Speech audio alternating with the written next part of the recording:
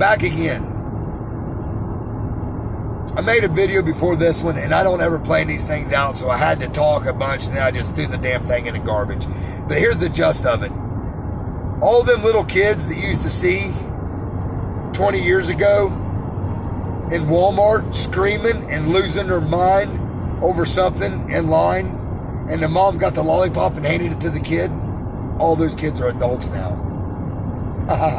Garen fucking did. We have lowered the bar in this country so far for what we expect out of our American citizens.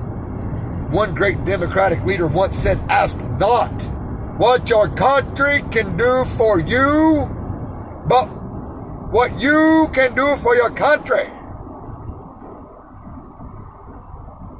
Ask not what your country can do for you, but what can you do for your country? I can burn it down and say it's everybody else's fault. I don't think that's what he meant.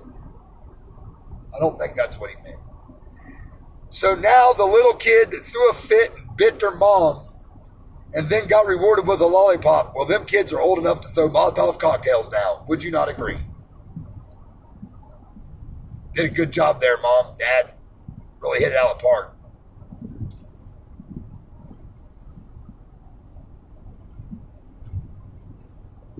I'm almost at a loss for words at once in my life because I feel like what is obvious is not obvious. And I welcome anyone to come to me and say, "Toby, you're wrong. It's not what it is." Because I'd love to have that conversation with somebody. I got lots of questions I want to know the answers to. I'd like to know how 15% of the population that's black, 15%, every man, woman, and child, 15%. I think that's even high at 15%. Every man, woman, and child. So when you talk about jobs, what percent is in legal working age and able-bodied of the black population? What's that percent? If the entire percent is 15, every man, woman, and child, what is the percent of men and women that are of legal working age and have no physical challenges? What's that percent? To me, it seems like we're getting to be a small number that we want to how could you possibly have all these jobs if there's not enough people? That's a legitimate question. And I can say this out loud because it's not coming from a place of hate. It's coming from curiosity that my goddamn country's on fire. So answer these questions. How do you call systematic racism when you got like Clarence Thomas that sits on the highest court in the land, one of 9, a Supreme Court justice?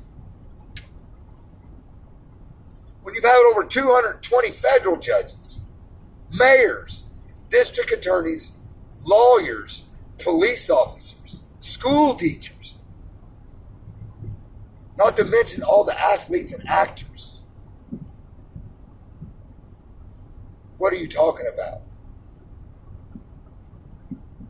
Do you mean the way the police act when they pull people over? Did you see in Cincinnati? I think the count is now close to 80 killed this year in 2020 with 80 homicides.